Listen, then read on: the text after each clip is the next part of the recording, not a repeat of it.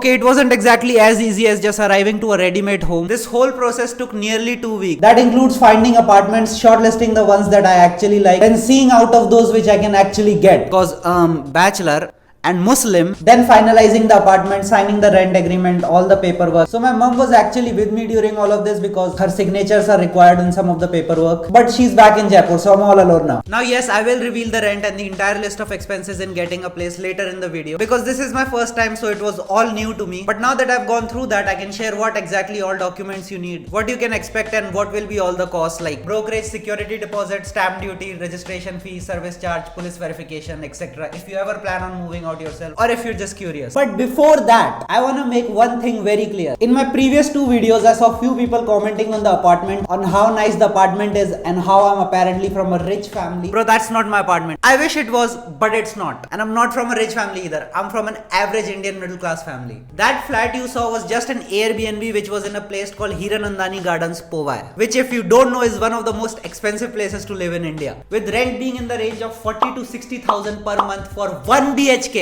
That's right, 1 BHK. Where I am right now is Hiranandani Estate, which is 40 minutes away from Hiranandani Gardens, Powai. The area in my opinion is just as good while being significantly cheaper. And that's because Hiranandani Gardens is in central Mumbai, where land is very expensive. The rent is significantly higher in Hiranandani Gardens purely because of the location. It's also where IIT Bombay is. And before you say I'm not technically in Mumbai, yes, I'm not. Bro, I'm not trying to pay 50,000 per month to live in a shoebox. The way I see it is, unless you have a job in Mumbai which requires you to be in Mumbai from Monday to Friday, it doesn't make sense in my opinion to live there. And even then, bro, there are people who go from Pune to Mumbai for their job instead of living in Mumbai, just because it is so expensive to live there. I mean, it's literally the most expensive city to live in India. Bro, I saw 1 BHK flats going for over 1 lakh per month in rent. You can get a much better value for money if you live in Thane or Navi Mumbai, because you can go to Mumbai anytime you want since it's so close. And that's exactly where I looked for apartments, Thane and Navi Mumbai. And yes, I am renting this place because of few reasons. Like I said before, I'm not from a rich family. I can only spend what I make myself. And I have only been earning for around 2 years, so I'm not exactly sitting on a huge amount of wealth that I can splash on a flat. Secondly, it's just way more flexible. Because let's just say one day I'm like, I miss North Indian food way too much. I want to move to Delhi. All I have to do in that case is give a 1 month notice to the owner, stating that I want to move out in a month. In that month, I can search for a new place and the owner can search for a new tenant. And after a month, I can easily move out of the apartment. And thirdly, I think renting is becoming considerably cheaper than buying because of how interest rates are on home loans right now. Now, obviously that depends on case to case, how much is the deposit, how much is the loan amount, what is the location, etc. But especially in areas like Gurgaon, where real estate prices are very high, it's much cheaper to just rent than buy. Plus, you don't have to put yourself in a debt to a loan which you then have to pay no matter what. Whereas renting is way more flexible, because if you don't want to pay a high rent, you can just move to a different location with lower rent. Okay, a brief history. Up until now, I was living with my parents in Jaipur. Now, Jaipur isn't exactly a big city like Delhi or Mumbai, but it's not a small city either. It's still top 10 in India, so it's relatively big. In my opinion, no bias, it's one of the best cities to live in India. The infrastructure is decent, the roads are very wide, you rarely ever get stuck in traffic. There's big shopping malls, restaurants, cafes, etc. And the city itself is very safe.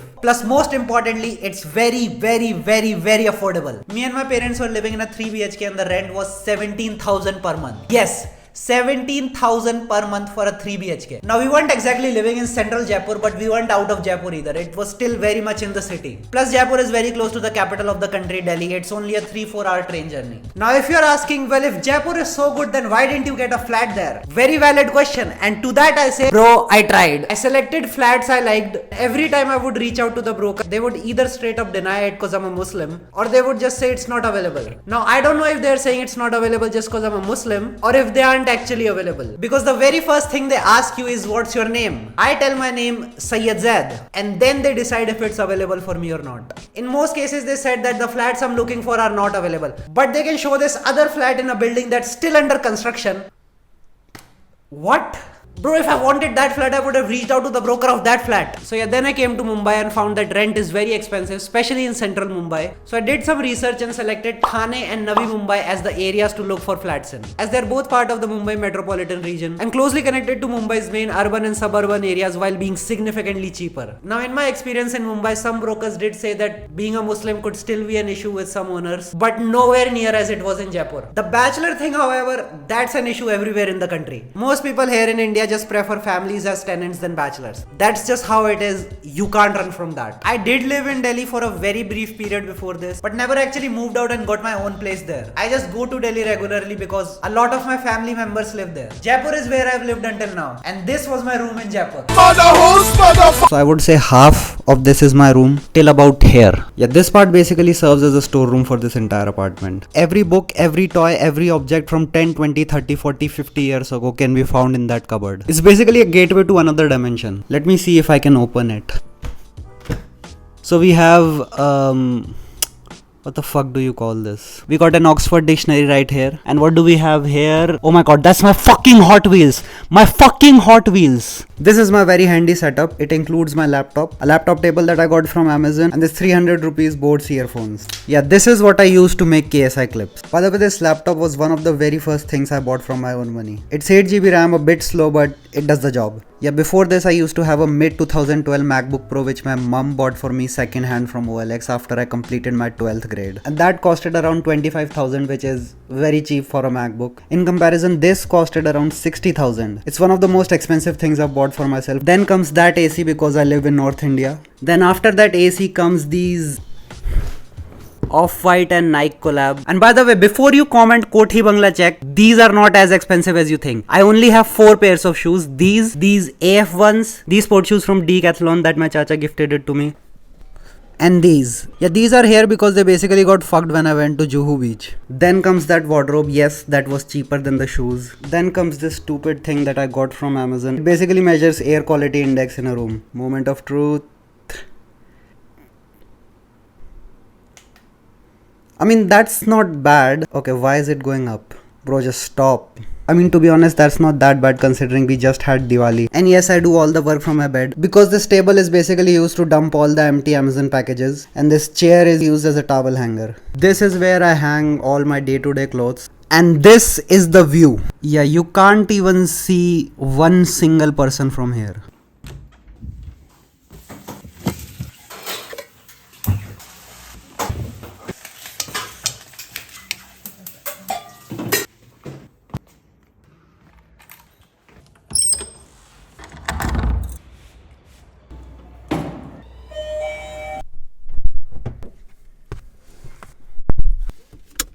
Okay, so before this I basically lived in a joint family house, and I remember we didn't used to have an AC. We had a cooler in one room. So in summers I basically used to sleep on a sofa in my parents' room. Bro, it's November. How is this so fucking hot? Also, we had a very small lawn as in garden, and we used to play cricket in there, and the ball always used to end up in, what the fuck do you call a nali in English? Basically a very narrow gutter, and half of that ball used to get submerged in the gutter. And basically we had to get the ball out without getting our fingers in the gutter. Okay, let's see if I end up fixing this mess or if I end up fucking it up even more.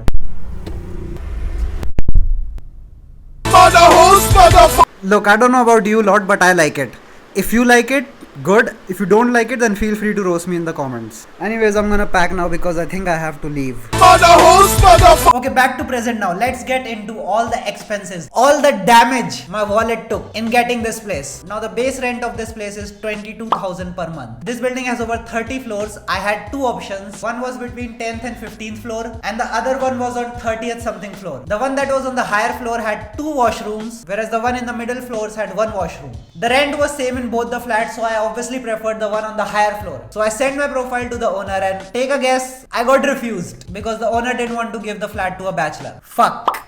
So I went with the other one, which is this one. Now, like I said before, the base rent of this place is 22,000 per month. That doesn't include any of the furniture. I've rented almost all of the furniture here, and it has come to around 8 to 10,000 per month. Now this will be different everywhere because the AC I have rented is alone almost 3,000 per month. So if you live in Bangalore, for example, where AC is not required, the rent of the furniture would obviously be way less. Also, I think it took around 2,600 just for the installation of the AC, which is besides the rent of the AC. Now the rest of the furniture is just sofa, bed, wardrobe, TV unit, microwave, fridge, etc. These items will also have a security deposit which you will get back once you return the furniture, so I haven't counted that in the furniture's rent. And just like the furniture, the flat itself has a security deposit which you will get back once you get out of the place. Now this is different everywhere. For example, in Delhi and Jaipur, the security deposit is usually the rent of the first month or the rent of first 2 or 3 months max. Whereas here it was 1 lakh rupees. So there's base rent of the flat which is 22,000 per month. There's refundable security deposit for the flat which is 1 lakh. There's rent of the furniture which is around 10,000 per month, plus again refundable security deposit for the furniture. Then there's brokerage, which is the amount you pay to the agent who got you the flat. Here it's the first month's rent, so 22,000. There was 600 rupees annual fee for the club membership, which basically gets you the access to all the club amenities. Now there were other expenses which were split between me and the owner. These were stamp duty, registration fees, service charge and police verification. So my split for that was I think around 2,000 rupees. So in total for the first month I paid,